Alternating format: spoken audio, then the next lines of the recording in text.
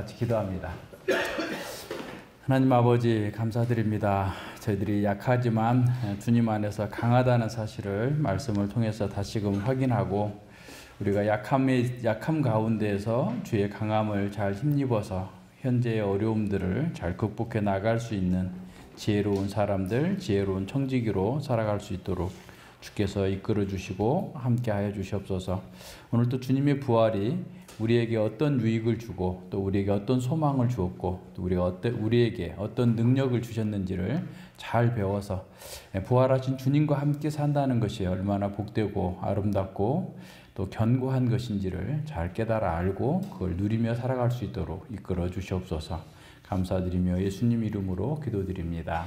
아멘. 예. 45문에 그리스도의 부활은 우리에게 어떤 유익을 줍니까? 그랬죠. 그러니까 사람들이 그리스도의 부활에 관해서 역사성, 부활의 역사성. 그러니까 이제 기독교는 역사, 그러니까 자유주의자들이나 반기독교를 이렇게 주장하는 사람들은 기독교에서 역사성을 제거해 버리려고 그래요. 역사성을 제거한다는 게 무슨 말이냐면, 자, 부활이 꼭 있어야 되는 건 아니었다.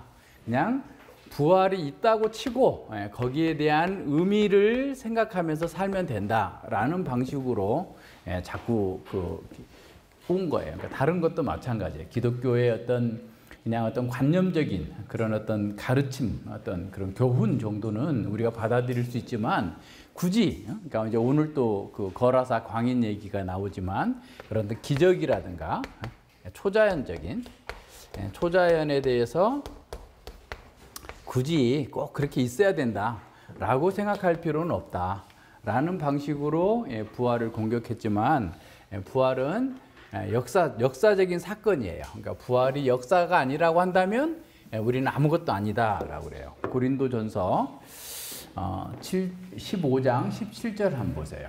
그러니까 부활이 역사적으로 일어나지 않았다면 우리의 믿음도 헛것이고 우리는 죄 가운데 여전히 있을 거다라고 그러죠. 고린도전서 15장 17절.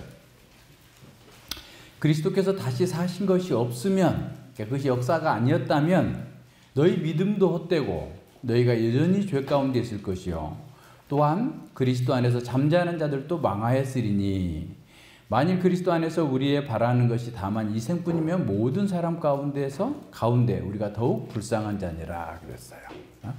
그러니까 그리스도의 부활이 없다면 우리 믿는 거 다 헛것이야, 거짓말이야. 그리고 우리가 여전히 죄 가운데 있어요. 그러니까 주님이 부활하지 못했다면 우리는 죄 사함이 없어요. 죄 가운데서 여전히 살고 있을 수밖에 없어요. 부활이 없으면 우리는 다 죽을 수밖에 없는 존재이고 죄밖에 없다. 그래서 바로 이제 그 얘기하고 있는 거예요. 45문답 답 첫 번째에서 그리스도께서는 당신님의 부활로 죽음을 이기어서 당신님의 죽음으로써 우리를 위하여 획득하신 의에 우리로 참여하게 하십니다. 자, 다시 한번 부활의 역사성 한번 생각해 볼까요? 처음에 우리가 복음서에서 나왔잖아요. 그러니까 이렇게 마리아가 보았고, 그리고 베드로가 봤고 목격했고, 그리고 이제 엠마오로 가는 제자들, 그죠? 엠마오 가는 제자들, 그리고 네 번째는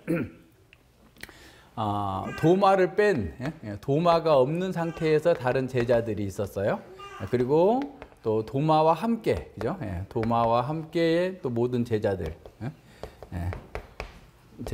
있었고, 그리고 이제 고린도전서 이제 그 10장에서도 보면 500의 형제나 되는 500명 정도의 굉장히 많은 사람들이 그 예수님을 만나게 됐고, 또 부활하신 후에 승천하신 후에도 이렇게 만삭되지 못한 자 바울과 같은 사람들에게도 나타나고 예수님의 육신의 형제들에게도 이렇게 나타났어요. 그러니까 이제 그 예수님 고린도전서를 기록할 때가 AD 50에서 55년 그 사이라고 한다면 지금 승천하신 후 한 25년이 지났음에도 불구하고 500의 형제 중에 거의 거반 정도, 250명 정도가 당시에 그 고린도전서를 기록할 때까지 이렇게 살아서 증거하고 있었다라는 것들을 알아볼 수 있어요. 그래서 그래서 도마도 못 믿잖아요.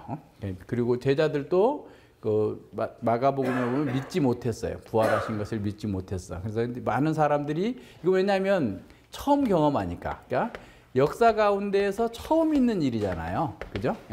처음 있는 인생의 부활을, 이렇게 사람이 부활하는 건 역사 가운데 처음 있는 거기 때문에 제자들이 잘 못 믿는 것도 아무리 가르쳐 주셨어도, 그러니까 십자가에 못 박히시기 전에 계속해서 가르쳐 주셨어도 사람들이 경험해 보지 못한 거기 때문에 믿기가 어려웠던 거예요.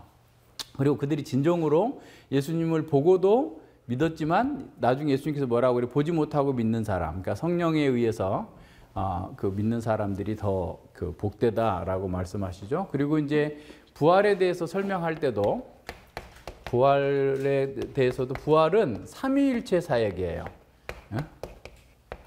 삼위일체. 다시 말하면 어떤 본문에서는 성부 하나님께서 그를 일으키셨다, 부활시키셨다라고 성부의 사역으로 나오고, 또 성자께서 스스로 일어나신 것처럼 부활하셨다라는 말이죠. 부활시키셨다라는 말이고, 또 성령의 영으로서 부활하셨다. 그러니까 로마서 8장 11절 한번 보세요. 로마서 8장 11절에 보면 그 성령께서 성령으로 부활하셨다. 예수를 죽은 자 가운데서 살리신 이의 영, 그죠? 성령이에요. 여기서는 너희 안에 거하시면서 그리스도 예수를 죽은 자 가운데 살리신 이가 너희 안에 거하시는 그 영으로 말미암아 너희 죽을 몸도 살리시리라 그랬죠. 그러니까 성부와 성자와 성령의 일로서 나타나요. 로마서 1장도 보세요. 로마서 1장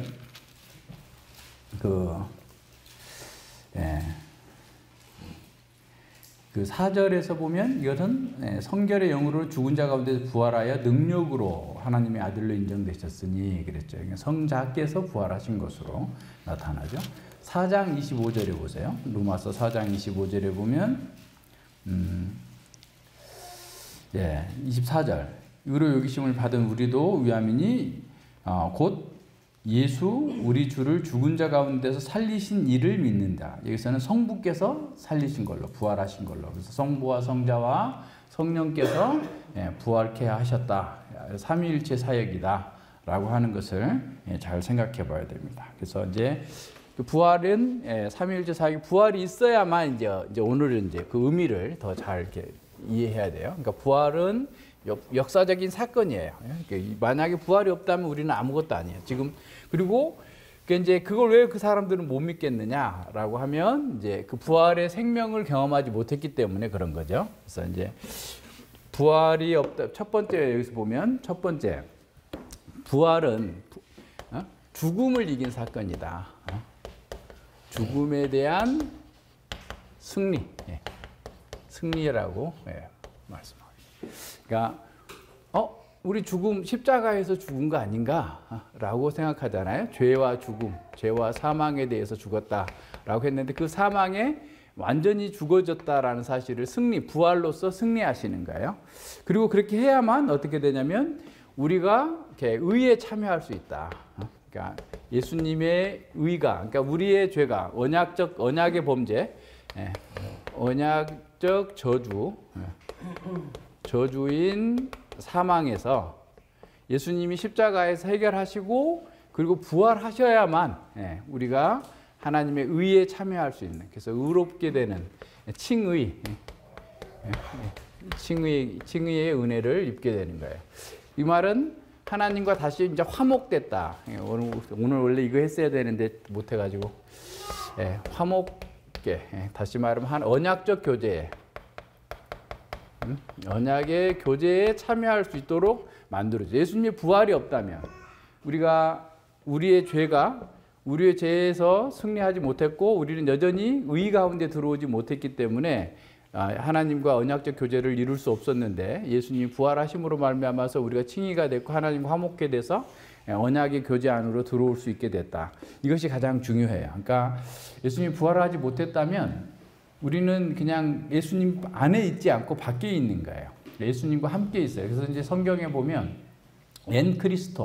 그리스도 안에라는 말이 굉장히 많이 나타나는데 그 말은 뭐냐면 그리스도와 연합되어 있다라는, 그리스도와 연합되어 있어서 우리가 언약적 교제에 참여하게 됐다라고 하는 것을 우리에게 가르쳐 줍니다. 그래서 계속해서 그 내용들이 나와요. 그래서 아까 고린도전서 조금 펴놨으니까 앞에서 보면 그 16절, 고린도서 15장 16절, 만일 죽은 자가 다시 사는 것이 없으면 그리스도도 다시 사는 것이 없었을 것이요. 그러니까 부활은 모든 사람에게 있어서 다 똑같이 있어야 돼요. 부활의 필연성은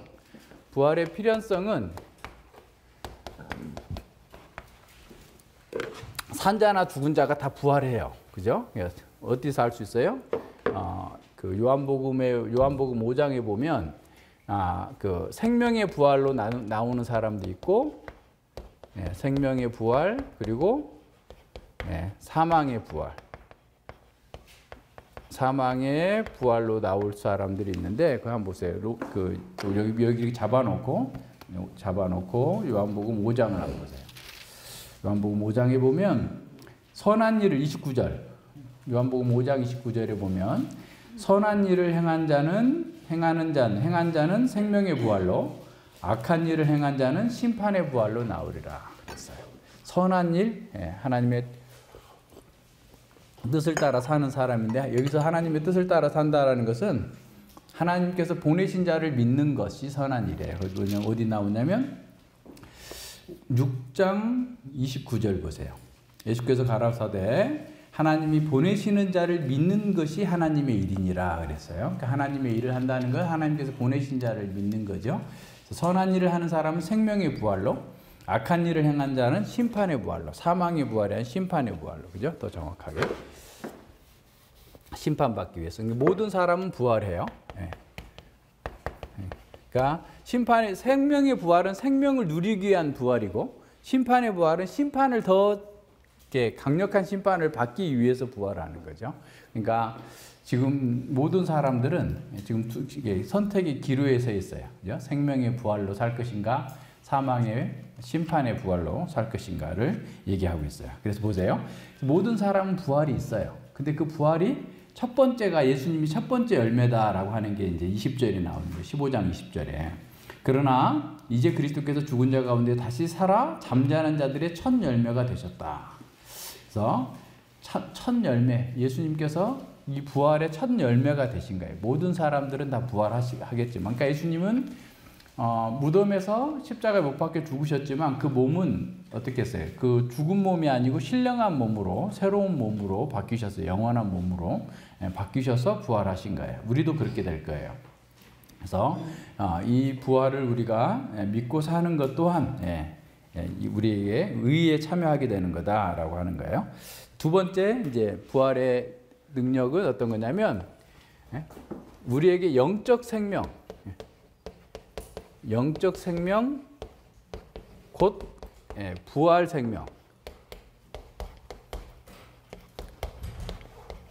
생명을 지금 우리에게 주시는 거예요. 그래서 우리는 이 부활 생명을 지금부터 누리고 사는 거예요. 그러니까 오순절 성령 강림으로 말미암아서 성령 안에서 우리는 그리스도와 연합해서 예수님과 연합해서 생명을 누려요. 그래서 이거를 누리고 있는 사람이 이거를 알게 되고 그 다음 단계 영원한 이제 신령한 몸의 부활, 그러니까 영화를 이루게 되는 몸의 부활을 소망하면서 사는 거죠. 이루어질 거예요. 이건 반드시. 그래서 이게 있는 사람은 당연히 이게 있는 거예요. 앞으로 있게 될 거예요. 그래서 이제 이 부활 생명에 참여하는 것이야말로 지금 우리가 그래서 거듭남이라고 하는 게 바로 그거예요. 거듭남이라는 것은 부활한 생명에 참여하는 거예요. 예수님이 부활한 그 생명에 참여해요. 그럼 이 부활한 생명을 내가 가지고 있는지 안 가지고 있는지 어떻게 할 수 있을까요? 어떻게 할 수 있어요? 눈에 보인다면 너무 좋을 텐데 안 보일 수가 있거든. 어떻게 할 수 있을까요? 주님과 교제가 가능한 거예요. 주의 말씀이 기쁜 거예요. 즐거운 거예요. 기도하는 것이 좋은 거예요. 행복한 거예요. 하나님과의 영적인 교제가 전에 없던 식욕이 생겨나는 거야. 아프면 우리가 아무리 좋은 음식도 식욕이 없잖아요. 그리고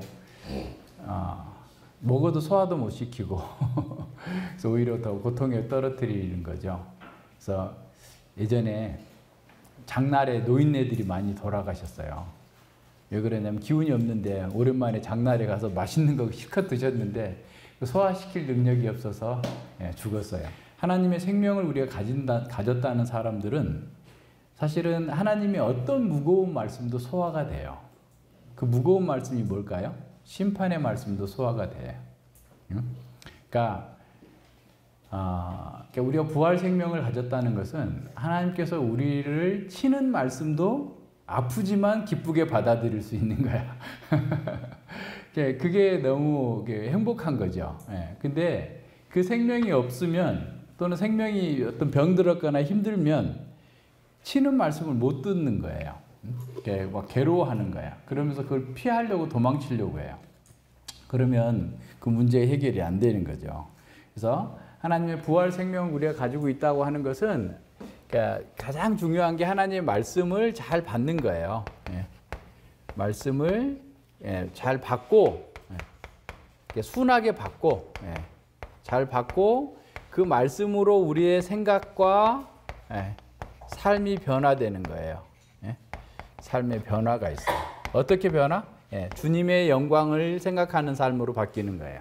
그러니까 내가 이것이 나한테만 유익한가? 이거를 따지지 않고 이게 내가 반드시 이걸 놓으면 난 죽을 거야 이렇게 따지지 않고 내 인생 전체 이렇게 그 하나님 앞에 설 때까지의 기간을 전체를 이렇게 따져보면서 이것이 나에게 유익한가? 아니면 지금 현재는 좋아 보여도 하나님 나라에 유익하지 않을 수 있다라고 하는 것은 어떤 면에서 과감하게 포기할 수도 있고 이렇게 가야 돼요. 그러니까 모든 면에서 그래요. 그래야만 우리의 그 생명이 하나님과 함께 갈 때, 그리스도와 연합되어 있을 때 우리의 생명의 능력을 발휘하는 거지. 그리스도께서는 이쪽으로 열망하는데 나는 반대의 것을 열망하면 자꾸 생명이 소진되고 거기서 힘을 발휘할 수 없게 되는 겁니다. 그래서 모든 면에서 하나님 말씀 앞에서 우리는 그리스도의 새로운 생명으로 다시 살아났다. 그냥 말로만 살아났다라고 하고 그냥 넘어가는 게 아니라 실제에서 그걸 누릴 수 있어야 돼요.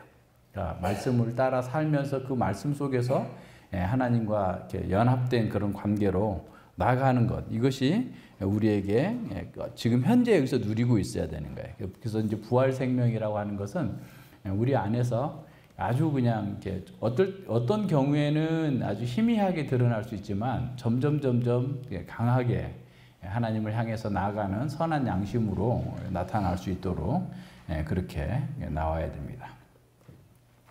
그래서 모든 면에서 그렇게 가야 돼요. 그래서 이제 하나님을 사랑하는 거예요. 예를 들어서 아까 지금 요한복음 5장 5장 보세요.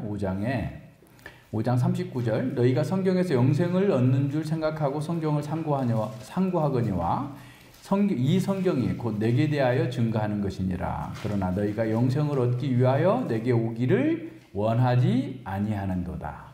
그러니까 예수님께 가면 영생을 얻는 거예요. 지금도. 그죠? 그러니까 우리도 마찬가지예요. 그러니까 존재론적으로 거듭나서 부활 생명을 가지고 있다 할지라도 실제적으로 주님께로 가지 아니하면 주님의 그 생명을 누릴 수 없는 거죠. 그러니까 실질적으로 우리의 생명을, 그리스도의 생명을 누리려면 그리스도께로 나아가야 돼요. 그러면서 보세요. 이렇게 안 가는 이유가 44절에 나오는데, 너희가 서로 영광을 취하고 유일하신 하나님께로부터 오는 영광을 구하지 아니하니 어찌 나를 믿을 수 있느냐 그랬어요. 서로 영광을 추구하는 거예요. 하나님의 영광을 추구하는 것이 아니라 사람의 영광을 추구하는 거예요. 그것이 부활 생명이 있는 사람과 그렇지 않는 사람의 차이입니다. 그러니까 우리도 물론 100% 다 이렇게 못하죠. 그러나 전반적으로 그 성향 자체가, 어떤 사람은 성경을 가르치면서도 또 이렇게 이성적인 머리는 있으니까 그냥 뭐 교리나 뭐 이런 것들을 그냥 다다다다달 다 외우고 뭐 이렇게 설명하고 이렇게 할 수는 있는데, 그러고 나서 결론이 꼭 자기를 높이는 거예요. 그러니까 지난번에 어떤 무당인지 어떤 무슨 선생이라는 사람에 대해서 얘기하는데, 그 사람은 모든 사람을 다 높이면서 자기를 높여버리는 거야. 내가 그 사람을 이렇게 해줬어. 내가 대통령 만들어줬고, 내가 누구를 어떻게 만들어줄 거야. 이렇게 하면서 사람들을 막 높이면서 자기가 그걸 다 할 수 있는 것처럼 얘기를 하는 거예요. 마치 목사들이, 마치 신학자들이 그런 식으로 행동하는 사람들이 되게 많아요. 그럼 뭐예요? 사람의 영광을 추구하는 거예요. 서로 영광을 추구하는 거예요. 그러니까 그런 거를 딱 보면 그 사람의 영적 상태가 딱 드러나는 거예요. 그러니까 이걸 분별할 수 있어야 돼. 이걸 분별이 안 되면 외모를 자꾸 보게 돼요. 외모를 본다라는 게 뭐죠? 신원서판이라는, 신원서판. 허우대가 멀쩡한 신. 키가 뭐 180이 넘어야 돼서 무슨 까치발하고 있다는 둥. 말 잘하고, 글 잘 쓰고, 세상으로부터 평판 듣고, 좋은 대학 나오고, 명문대 나오고, 이렇게 해가지고, 그걸 가지고 사람들을 속이는 거죠. 네. 그 사람이 뭘 추구하느냐. 그것이 그 사람의 진정한 생명이 어디에 있느냐를 우리에게 보여준다. 우리도 그래서 늘 점검하는 거예요. 우리도 자기도 모르게 자기 자랑이 나올 수 있잖아요. 우리가 뭔가 조금 잘하면 그 잘한 것에 대해서 자랑하고 싶고, 또 자기가 그 하나님의 영광을 취하려고 하는 그런 마음이 드는데, 그것은 그때그때 회개하고 돌이키면서 이렇게 버려야 되는 거죠. 하나님의 영광을 추구하지 않게 되기 때문에 그래요. 그래서 하나님의 그 사람들은, 부활 생명을 가진 사람들은 늘 하나님 말씀을 받고 변화되는데 늘 하나님의 영광을 추구하는 거예요. 하나님의 영광. 그러니까 이게 하나님의 영광이라는 것도 그냥 막연하게 생각하지만 그냥 하나님 말씀대로 살고자 하는 거예요. 그리고 이 말씀대로 산다고 하는 것도 역시 분별해야 된다고 그랬죠. 시대를 분별해야 돼. 그러니까 지금 어느 시대인가? 그러니까 각각의 인생의 때도 사실은 인생의 때도 분별해야 돼요. 제가 아프면서 이렇게 봤는데, 나무가 겨울에 낙엽이 다 떨어지는 것은 자기를 보호하기 위함이래요. 왜 떨어지지? 왜냐하면 잎사귀를 가지고 있으면 오히려 냉해를 입어서 나무가 더 나빠진대요. 자기를 보호하기 위해서 그런 거예요. 그러니까 그래서 그 하나님께서 만드신 어떤 그 피조물들, 나무들도 이 추운 겨울에 어떻게 살아남을 것인가에 대한 어떤 그거를 다 하나님께서 주신 거잖아요. 그러니까 우리도 우리 인생의 때가 있어. 그죠? 공부할 때는 열심히 공부를 해야 되고, 청년 장년의 때에는 또 자기가 그 장래를 위해서 또 열심히 해야 될 일이 있고, 노년의 때는 또 노년의 때에 해야 될 일들이 있어요. 그러니까 그거를 분별하지 않고 하게 되는 것은 그것도 어떻게 보면 하나님께서 우리에게 허락하신 분별과 어떤 면 사명을, 우리에게 주신 그 사명을 잘 이룰 수 있는 그런 것들을 생각하면서 살아야 돼요. 계속 그와 같은 방식으로 사는 것은 옳지 않아요. 그래서 하나님께로부터 오는 영광을 구한다라는 것은 늘 하나님께서 우리에게 허락하신 시간과 때와 장소 속에서 하나님의 말씀에 순복하면서 우리에게 주어진 사명을 잘 감당할 수 있도록 하는 것이 부활의 생명을 누리는 거다라고 하는 것을 생각해야 됩니다. 세 번째, 그리스도의 부활은 우리의 영광스러운 부활에 대한 확실한 보증이에요. 그러니까 우리의 부활에 대한, 아까 첫 열매였으니까 보증, 몸의 보증이다. 확실한 보증. 주님이 부활하셨기 때문에 우리는 반드시 부활할 거예요. 근데 그 부활의 때가 있다고 그랬죠? 언제예요? 예수님이 다시 오실 때. 그래서 그 전까지는 하늘에서 하나님과 함께 있다가 예수님이 재림하실 때 우리도 함께 부활해서 올 거예요. 그래서 우리는 우리 몸의 부활을 생각하면서 지금도, 그러니까 우리가 이 땅에서 우리의 몸이 주님을 섬기는 거룩한 도구로 사용될 수 있기 위해서 건강하게 해 주시옵소서. 또 건강을 잘 관리해야 되는 그런 책임이 있는 거죠. 그래서 그런 부분들도 그건 몸의 일이다 생각하면 안 되고, 그것도 그 영적인 일이라고 생각을 해야 돼요. 그래서 우리 디모데전서 그 4장에 보세요. 그러나 성령이 밝히 말씀하시기를 후일에 어떤 사람들이 믿음에서 떠나, 그죠? 믿음에서 떠난다라는 말은 사도의 가르침에서 떠나, 성경 말씀의 가르침에서 떠나 미혹해하는 영과 귀신의 가르침을 쫓으리라 하였으니 그랬어요. 그러니까 후일에, 말세에라는 말이에요.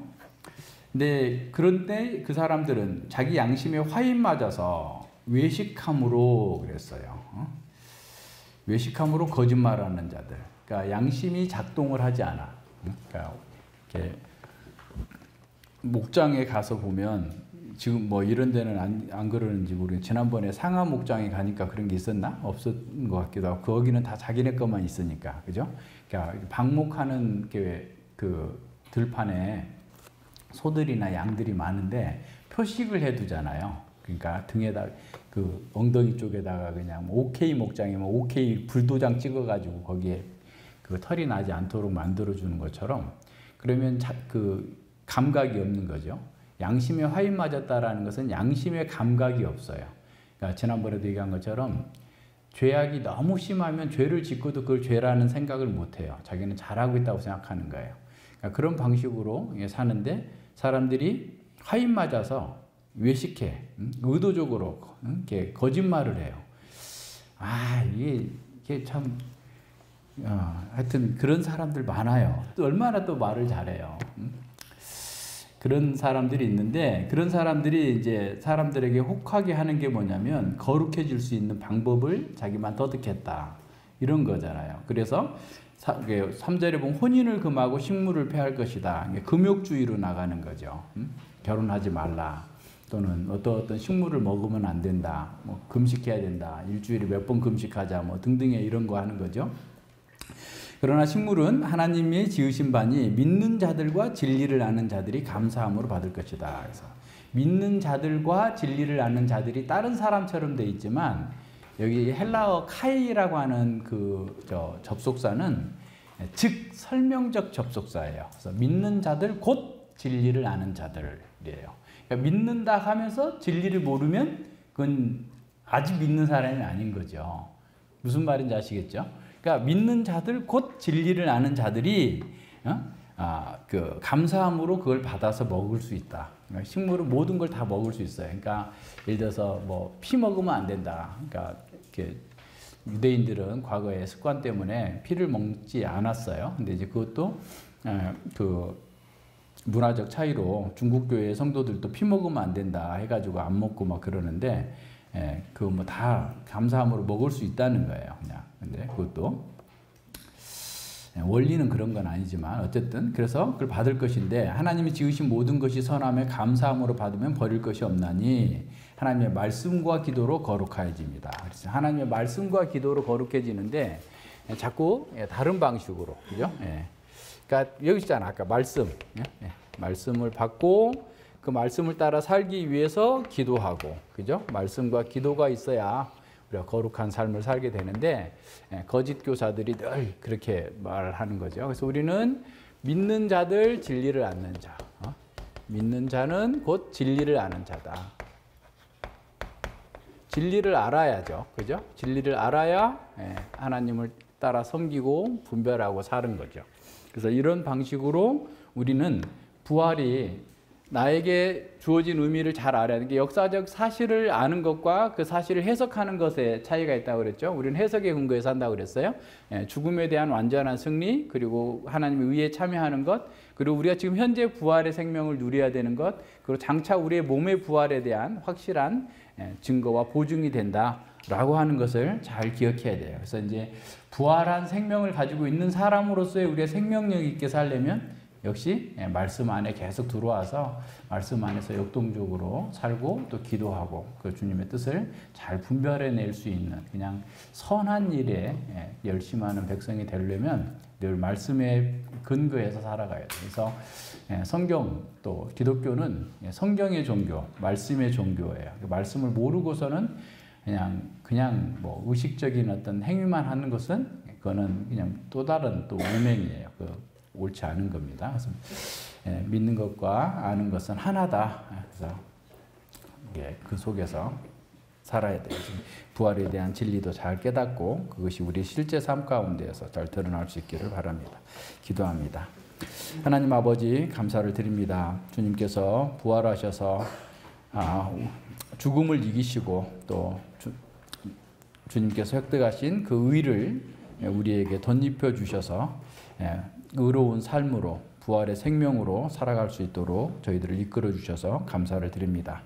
우리가 이 땅에서 참으로 주님의 진리를 따라서 말씀으로 자기를 잘 살피고 주의 영광을 따라 살아갈 수 있도록 이끌어 주시고 장차 우리의 몸의 부활을 소망하면서 이 땅에서 모든 연약한 것들, 부족한 것들 잘 견디고 이기면서 주님의 뜻에 따라서 온전하게 주의 영광을 선포하며 살아갈 수 있도록 이끌어 주시옵소서. 감사드리며 예수님 이름으로 기도드립니다. 아멘.